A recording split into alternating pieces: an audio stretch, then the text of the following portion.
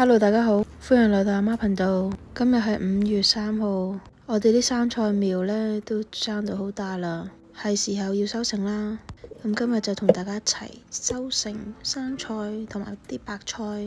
我哋收成小腸海青，佢哋生長嘅速度好唔一樣啊，有啲已經好大片啦，會比較老啊。如果再俾佢生落去嘅話，所以我哋要剪佢收成，可以食咗先，再等下一批嘅小苗，咁樣呢就唔會俾佢取晒啲營養啦。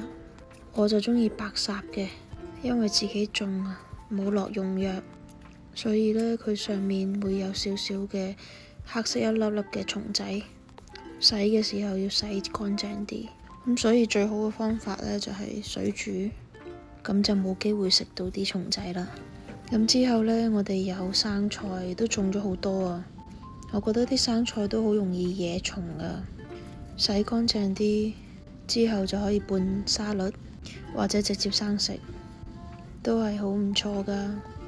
同埋自己種嘅比較爽口啲。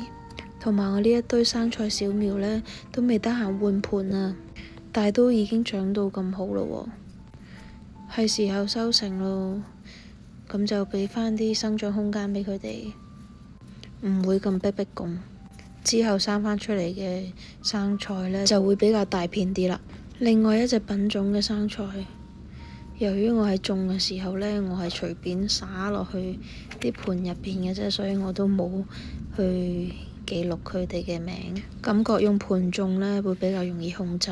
好似呢一棵咁呢，有蟲啊，所以我冇剪到。今日呢，收成咗就咁多啦。5月份呢個好舒服嘅季節，種下自己中意食嘅菜都好唔錯噶。我哋下次再見，拜拜。